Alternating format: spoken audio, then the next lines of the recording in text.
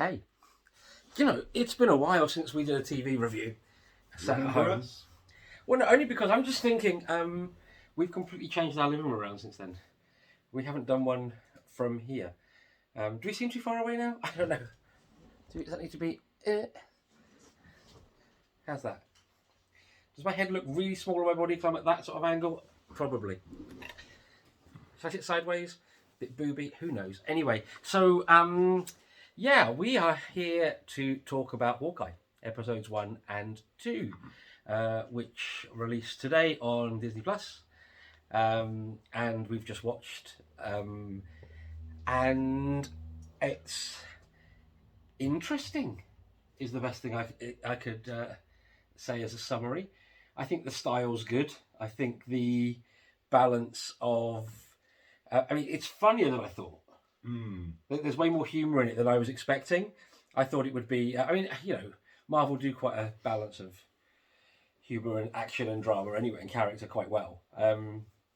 But I thought this was going to be probably a bit more of a serious vibe to it. So the fact that it is probably as humorous as it is a drama was a little bit of a surprise. I think the whole thing with the LARPs was that amused the hell out of me.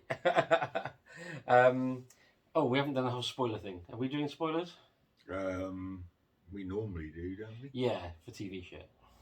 So yeah, from here on in, we will possibly discuss things that could be spoilers. So if you're bothered, go away, come back, or just go away. It's up to you. Although weirdly, the first two episodes, I don't actually think there's anything that could be deemed as like massively spoilery. Well, you appear to have a very obvious. I mean, I was saying to you, I think it was during the second one.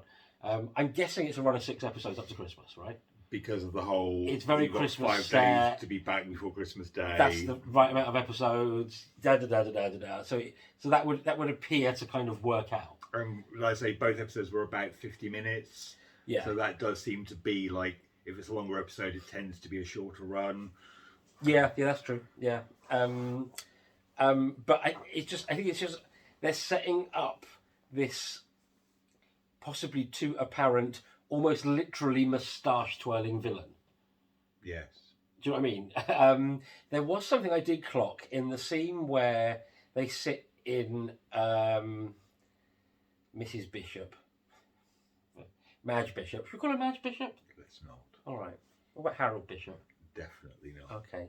Anyway, in Kate's mum's office, and it's like a nice sort of clear glass corner office type place, and twirling moustache guy, you can see I'm doing really well with the name so far, walks past her, and it just as he walks away, she did this. Jack. That'll be all, Joseph. Thank you. How far did we get in? There you go. 3.5 minutes before we managed to break into French and Saunders. Goodness sake. But isn't that his name? His name is Jack, isn't it? Oh, is it? I can't remember. I'm sure it is. I can't remember. There's the obvious sword fighting thing. Yes. But yeah, he walked past her. And it was almost like he put something in her hand. She went like that and put her hand down. I didn't see any of this. It could have just been a weird acting or directing choice. But it just seemed to be a thing to me. Whether it turns up to be a thing later on, who knows? But yeah, it just looked like he walked past, put something in her hand, and she just went like that. Relatively convinced the mother's in on whatever the evil schemes are. I thought that when Simon Callow was having a go at her, and Kate was listening in the first episode down the hall, and the mother sort of, with the whole, is he threatening you? The mother's like, oh, I don't know. It just seemed too all off the cuff for her, when quite clearly he did threaten her, and it was nasty. I'm like, she's not as clean cut. I also actually expect Kate's dad to come back, only because the actor playing the father just seemed to have a really obviously dyed beard and hair. Now, obviously, I'm sat here with a bit dyed beard, so that doesn't necessarily mean anything. But just from a casting point of view, you could have cast younger and then just de-aged the mum a bit, to sort of had them roughly the same age and both de-aged. I'm a bit like, is he coming back? Is he really dead? You didn't think that at all, did you? No. I'm possibly thinking way too much into everything, which would be so unlike me. So yeah, obviously you've got. I also like the way Clint's wife is, after all this time. She got blips, didn't she? His whole family. His whole family got blipped, didn't they? So she's lost 5 years for a start, anyway. Yeah. But just the fact that she's just a bit like, just rolling her eyes at the whole thing, and like not like, oh, be safe, come home, not doing the whole very stereotypical Hollywood wife.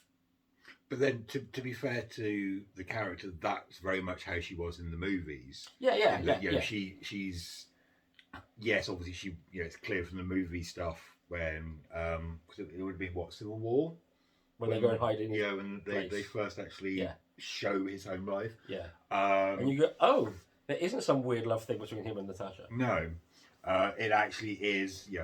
Men and women can just be friends. Who could have imagined it? But so you do get the sense that yes, she very clearly does obviously worry about him, as anyone in a committed relationship who loves their partner probably would worry if their partner does something dangerous. But she's also very with it. I mean, there's some lovely moments when he's making a phone call back to home, and basically, he's kind of brushed the kids off a bit. But sort of wife knows exactly what's going on. Clearly knows all about Ronin as well, which is, I think, an interesting insight. When she wasn't there. Yeah. So, but I also think it's an interesting insight into their dynamic. That clearly, as we know from the movies, Ronin is a period of his life that he's not proud of. That he did go off the rails in a very extreme way. But the fact that he's very clearly shared that with her, to the point where she knows all about it, knows what he's dealing with, knows a lot of the ins and outs of it, and obviously there are some very nice sort of just nods to Natasha as well. Rogers the Musical, which I adore. My God. I want to see Rogers the Musical. It captures everything that I have always assumed about stereotypical cheesy Broadway musicals about real life events, and obviously framed in such a way in terms of like the superheroes and just. But they actually wrote that song, choreographed it, and staged it in. I mean, I can't imagine they built the theatre as a set. That must have been staged in an actual theatre somewhere, which I just think is glorious, absolutely glorious. And the fact that there are constant references to it, I think, certainly throughout pretty much the entirety of the first episode. I'm not so sure about the second one, but you'll see billboards for Rogers everywhere. It was an advert on TV. Yeah. And again, I think that kind of ties in a lot with some of the dynamic around Hawkeye as a character. Just incidentally, very quickly, you're not going mad. Since we last did videos at home, I have had a birthday where Paul bought me an amazing Nightmare Before Christmas cuckoo clock, and that's what you've just heard going off. But I think and again, this was something I think was kind of touched on in the second episode, is Clint is very much someone who doesn't like being in the public. He's not recognised in the same way necessarily that Captain America, or certainly not recognised and adored in the way that people like Captain America were. That obviously Tony Stark, lived off his ego. Well, that was the thing for me. I was going to say, for me, it's Clint doesn't have Tony's ego at all. But you get these little moments where people recognise him, and he's embarrassed by that, and just wants to kind of forget about it.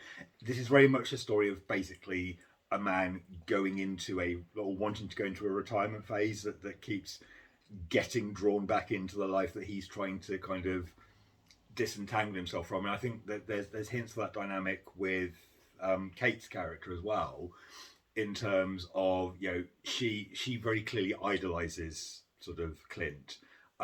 he's basically, and again, this isn't a metaphor because it's literally, I think, the opening 5 minutes of episode 1. But he is solely the reason why she is on the path that she's on. So there's absolute hero worship there, and he very clearly, and you could probably argue some of this is probably about what he went through during the blip, his Ronin persona, but he really clearly is someone who doesn't think he's a hero.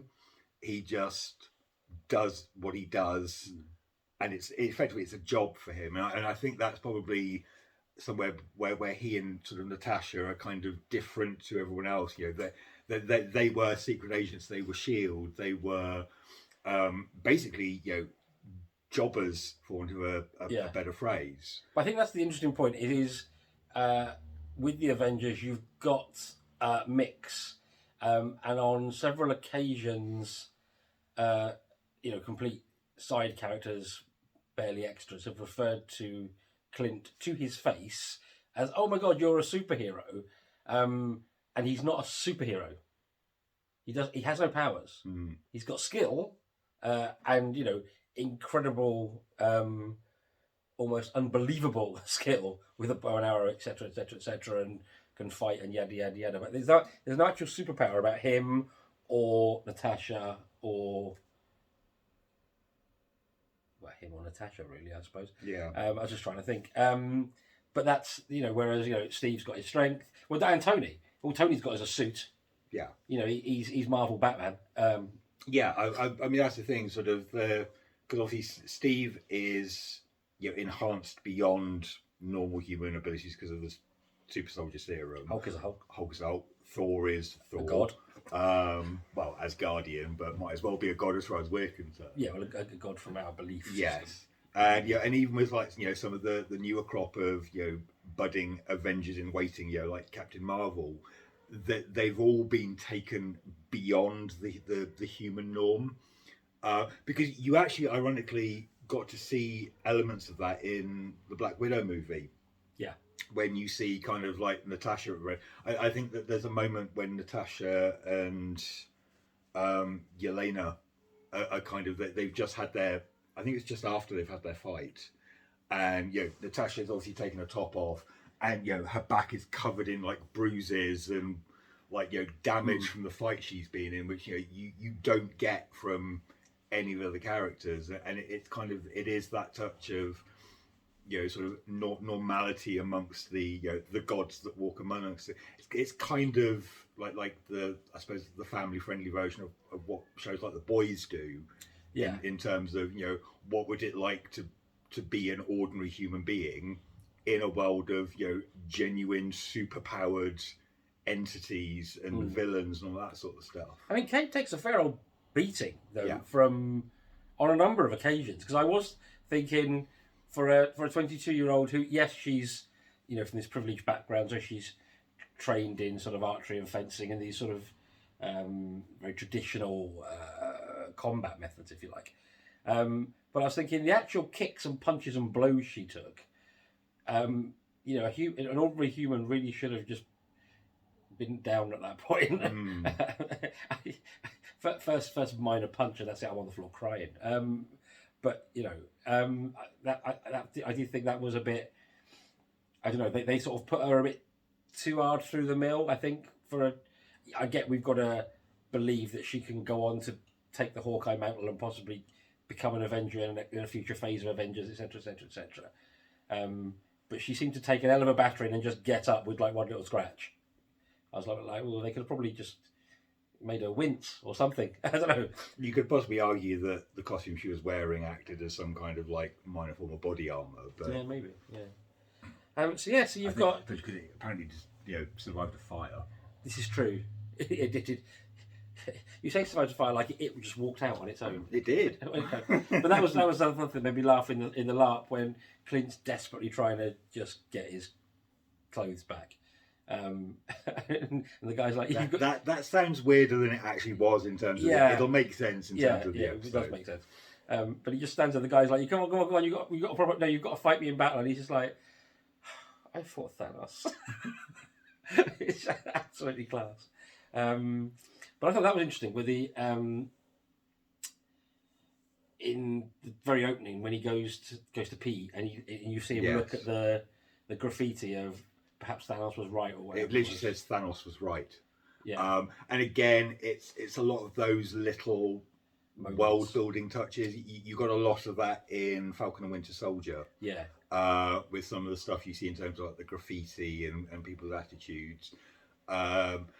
Not so much in Loki, but again, Loki was kind of moving towards the cosmic and also side of things. and Loki was kind of taken out of the universe mostly. Yeah. It wasn't in our time and space. No. So I don't think it's quite same. I was saying with 80% of WandaVision in her world. I know we had that as the series progressed, we got to see outside the bubble and what have you. I think it's also probably significant because it kind of touched on something I sort of mentioned to you in passing, because something again I'd read. It's to do with like the setting of the time, because obviously I think WandaVision was set almost immediately after the events of Endgame. Yeah. Whereas of course Hawkeye is it's been confirmed in I think a news article somewhere on like Facebook linking and whatever that this is some like 2 years after Endgame. So you've had the establishment, the blips been and gone, and is history. I mean, still recent history, but history nonetheless. So you are kind of seeing kind of stuff that was sort of touched on, I think, in Falcon and Winter Soldier, that I probably expect to see more. Yeah. As we see later series sort of come down the pipeline of just how the world's sort of changing and developing. But again, it's a testament to I think a lot of the little touches that Marvel does. Is it's not just looking at the big story. It has these little world building moments, which is I think we've talked about this on previous shows, but it's what was lacking from their initial forays into like television, because of that whole we keep the TV and the film separate from each other. Yeah, so like of course they're not doing that now. The Netflix Daredevil, Jessica Jones, yada. Right. Agents of S.H.I.E.L.D., that kind of stuff. Yeah. I think Agents of S.H.I.E.L.D. kind of, they did keep it separate, but alluded at least to what was going on in the films. The Netflix ones, I don't think I think there was kind of like the occasional very muffled line and wink, but I'm trying to. I mean, I only really watched Jessica Jones, and even then I only got to. I think I'm in season 3. I used to watch it on the train, and I've not been in that job for nearly 2 years. I think I've watched like 3 or 4 episodes of Daredevil and about half of Jessica Jones. Avoided Iron Fist like the plague, because it was just misstep after misstep from everything. That's what I hear. I gather Defenders was okay. Oh, also I think Luke Cage apparently was pretty decent, but again I think I only watched the first episode and. I didn't see that, but obviously he was in Jessica Jones quite a bit, season 1 and 2. So I do know sort of a bit. Well, perhaps I'm confusing that with I've seen him in episodes of Jessica Jones. Yeah, maybe. Anyway, we're not here to talk. Was about David Tennant there? That's the... He was in some of the episodes, but that was Jessica Jones. Yeah, okay, fine. Then absolutely. I don't remember if he was in the same episode as Luke Cage. Yeah, right. Gotcha. With you. Okay. No, I liked it. I thought it was okay. So there is a sense, and a growing sense of this all belongs together, but you don't have to necessarily watch every bit of all of it to get everything. I just think there's just so many rewards if you do, which I think is great and marvellous. And I see what you did there. I didn't even think about it. That was absolutely an accident. I can take no intellectual credit for what I just did. So this is a lot of fun. We're enjoying it. I'm sure we'll probably keep the videos going. Who knows? We might have Christmas decorations in a future episode. I'm just thinking of where we're sat and thinking, actually, no, there's nothing that goes here. But, we might put, like, Christmas lights on or something for you if you ask nicely. I don't know. Like, subscribe, comment, and shit. Don't shit. Please don't shit all over. No, you should shit. I mean, do shit. Because, if you don't... in your toilet health and issues. wipe your bum and wash your hands afterwards. How did I get to this? I'm just going to stop it now. I mean, really?